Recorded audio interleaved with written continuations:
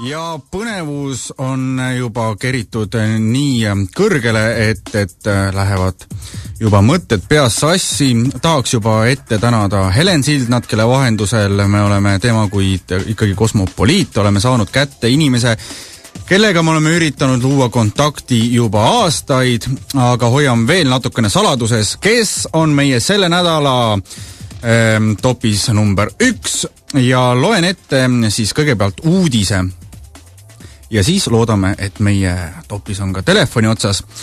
Uudis tuleb meile portaalist Elu24 ja uudis on siis selline. Näitleja Hulk Hogan on nõus loobuma oma kõige kuulsamast firmamärgist vuntsidest. Mees ajab karvad maha filmivõteteks ja nii kirjutavad siis kõik absoluutselt eranditult kõik uudise väljaanded. Hulk teatas oma plaanidest eile Floridas ja räägib ta nii, et sean end valmis esinemisproovideks, valmistun nii vuntside kui juuste eemaldamiseks. See on päris jube. No see on see, mida ajakirjandus on vahendanud, aga nüüd on meil eksklusiivne võimalus Hulk Hogani enda käest uurida, kas see jube uudis vastab ka tõele. Tere!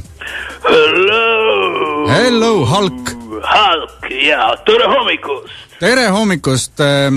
Kuidas sa ennast tunned? Tunnen ennast praegusel momendil väga hästi, tahaksin kedagi katki käristada. Väga mõnus, kas sa pead silmas mõnda täiskasvanud inimest või mõnda armetut looma? Ja loomulikult mõlemaid ikkagi. Tegelikult tahaksin katki käristada oma vanavastase Undertakeri. Selge. See on see wrestlingu maailm, millest me midagi ei tea. Me tunneme sind ikkagi läbi filmide ja läbi selle, et Mr. T on sind ikka klobinud ka. Seda ei mäleta mitte keegi. Hästi, aga läheme uudise sisu juurde. Kas tõesti vastab see tõele, et sa kavatsed ära pügada selle, mis su näos üldse sind veel inimeseks on siiamaani jätnud, ehk vuntsid? Mul on üks väike küsimus, et ega sa ei pahanda, kui me nüüd wrestlingust ei räägi enam edaspidi, jah? Kas ma võin siis nii-öelda oma normaalse häälega edasi rääkida, et ma ei pea seda nii-öelda Hulk Hogani häält tegema? Jaa, absoluutselt, sellepärast, et eestlased ei tea sind niimoodi wrestlinguna. Olgu. Räägime siis natukene edasi sellest filminäitleja teemadel. See mu tegelikult hääl on hoopis selline. Aga kui raske on sul tegelikult ikkagi püsida rollis ja seda koledat häält teha, seda kärisevat?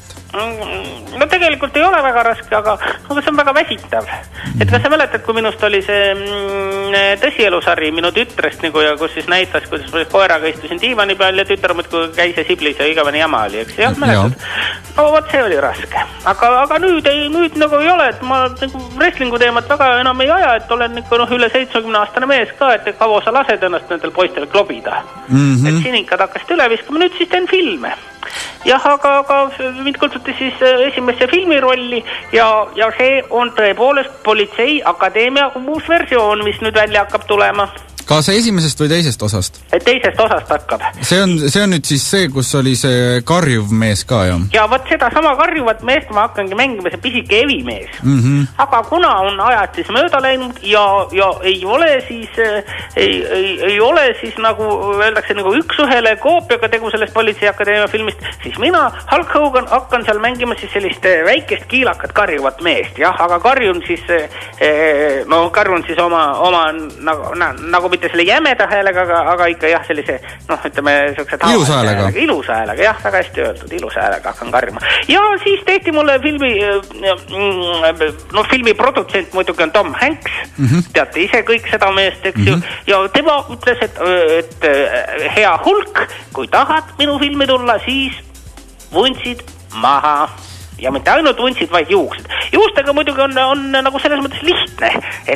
Neid ei ole sul tegelikult ju? Tegelikult ei ole, jah. Mul on tegelikult ju see, vaata, ma käin kogu aeg pearätiga igal pool. Ja sealt alt paistavad välja sellised plaatinablondid kiharad. Need sa oled sealt Prisma juuste värvimise letist varastanud, kus on selle näited on väljas sellised kaarjas salgukene, siis iga kord oled sealt natuke neid võtnud, on nii? No tegelikult muidugi mitte, jah, tegelikult mul on lihtsalt see, need käivad selle räti külge, mul on vaata selline natuke nagu naljamuts või. Et ma kunagi kooli ajal panin selle pähe, et mul ei olnud juba siis juuksed ja siis vaata igal pool on sellised naljamütsid, kas on siis viikingiparukas või Rastafari. Jah, Rastafari juuksed või mul on selline valgete juustega selline rätt ja see mul kogu aeg peas, et ütleme juustest loobumine mul läks lihtsalt. Et see läks mul lihtsalt. Pigem oli see rätist loobumine siis? Rätist loobumine on natukene keerulisem, aga rätti mul lubati mingitel juhtudel pähe jätta. Aga vuntsidest loobumine, vaat see oli nüüd nagu tõsisem värk.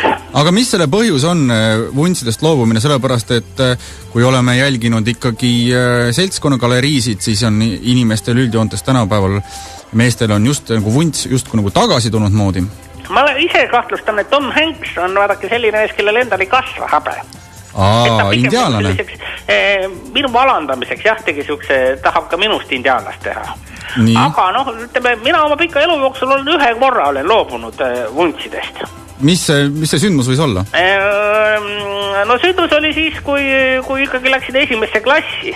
Et siis vanaema ütles, et nii ei saa ja une pealt sidus mu niimoodi une pealt rihmaga kinni, 2 püksirihmaga, vanaisa püksirihmaga ja siis minu isa püksirihmaga sidus mind kinni ja tegin silmad lahti selle peale, et nägu oli vahus ja vanaema suure habemenoaga kraapis. Ma küll röökisin, eks ju jah, aga vanaema oli väga kavalalt selle teinud, kui teised samal ajal olid surnuaial begooniad istutamas, siis ajas mul näo paljaks ja muidugi juhtus see, mis juhtuma pidi, et koolis sain kohe tappa esimesel koolipäeval, sellepärast, et teised ju kõik olid ikkagi vuntsidega ja sain tappa ja pidin istuma esimeses pingis ja ütleme, kooli ajal mind ikka kiusati. Aga võib-olla sellest oli nagu natukene kasu ka, et pärast seda saigi minust kõva wrestlingumees ja siis hakkasin ise nagu käima mööda selliseid koole ja vaatasin kohe ikka sellised suuremad ja välja neid ma nagu ei puudutanud ja siis need, kes üle jäid, need nõrgemad, siis neid hakkasin klobima. Aga ennem leppisid ikka nõrgematega kokku ju, et kes võidab. Nagu wrestlinguski. Sa oled millestki nüüd aru, meil on kõik puha sport, fair play, ei ole mingit kokkulepet. Tegelikult muidugi on, jah, tegelikult muidugi on. Ja eks ma lasin ennast ka vahepeal nagu selili panna, aga lõpus tulin alati nagu välja sellest värgist ja siis... ja siis võitsin. Mul on küsimus, et kui sa nüüd need vuntsid nagu maha ajasid, et kõik ju teavad, et sul on selline hästi ilus selline lenkstang, selline tagurpidi siis uu ümber suu nendest... Tagurpidi uu on õiget pidi suu. Ja kui sa nüüd hakkasid maha ajama, kas sa siis proovisid ka erinevaid vigurvuntsi soenguid? Nagu ikka. Tegelikult ei proovinud, jällegi tegin sellise asja, et lõikasin nagu ühe ropsuga maha ja panin siis endale minu individuaalelamu ukse taha nagu õnnemärgiks naelaotsa rippuma. Et siis kõik näeksid, et siit ukse tagant õnn mööda ei lähe, tuleb astub ilusasti sisse. Nii, aga kas on olnud kasu ka sellest juba? Räägi nüüd nendest viimastest sellistest juhuõnnedest, mis tänu sellele on tulnud. Palun väga, kõige parem juhuõnn. Eile õhtul juhtus selline asi, et naine hõikas mulle midagi, et kuule viitsid, et mine too mul telefon jäi käekotti. Läksin sinna, võtsin käekotti lahti, leidsin 5 sotti kohe. Hoovilt, 5 sotti nagu maast leitud naise käekotist, panin taskusse ja nägid, esimene asi kohe õnn naeratas ikkagi väga-väga tublilt mulle. Et selles mõttes palun väga. Ja lisaks sellele siis läksin internetti kohe ja tellisin endale selle raha eest sellised 3 trukiga vuntsid. Selle saab siis paned 3 trukiga näkku, et ma võin saladuskatte öelda, et ma filmivõtetel olen ilma kodus, ma paneks ikka ette. Et muidu koer augub ja ütleme, koristaja ei võta tõsiselt mind.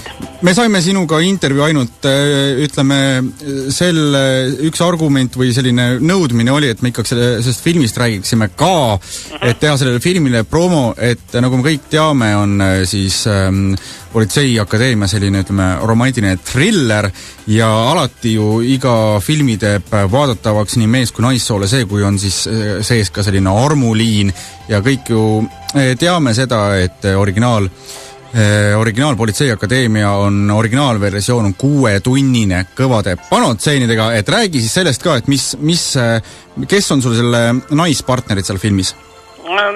naispartnerid, kes siis tegelikult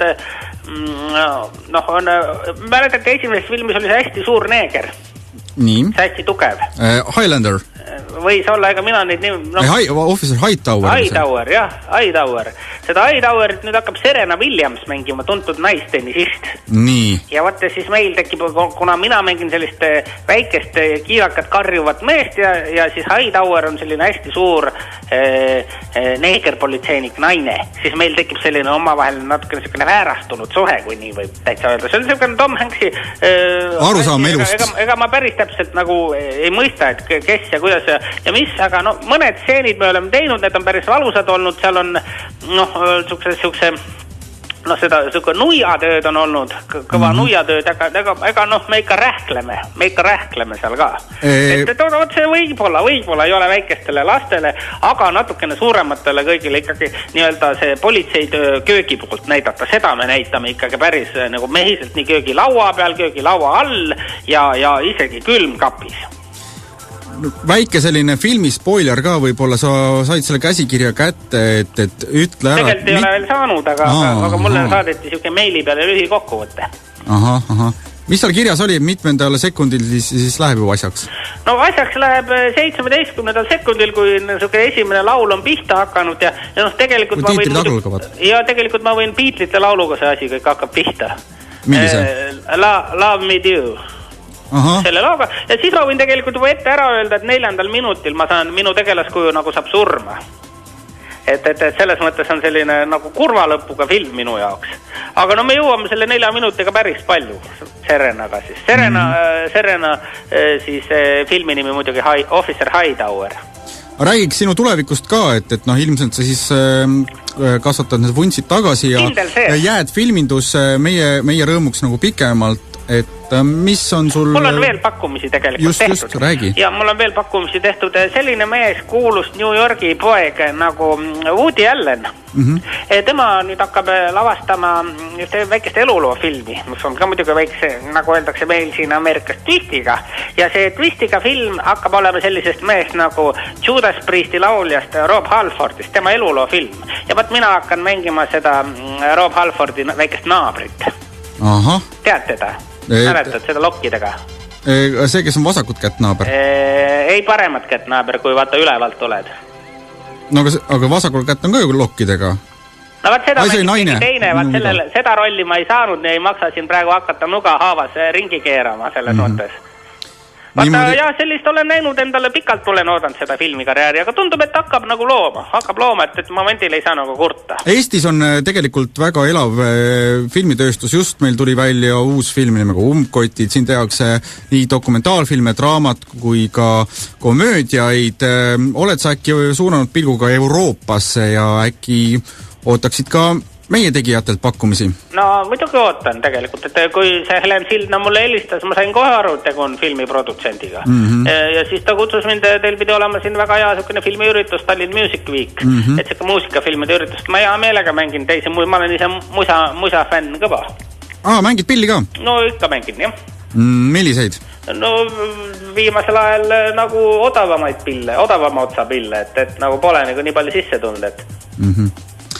Selge. No mida on mul Apple'i peal on päris palju neid sukseid lahedaid pille. Selge. Halk, me anname sulle kindlasti siis Tallinn Music Weekil sinu auhinna kätte, sa oled selle ära teeninud ja soovime sulle edu ja õnne ja loodame sind siis näha juba peagi ka siin meie oma Kallil Eestimaal. Aitäh! Head aega!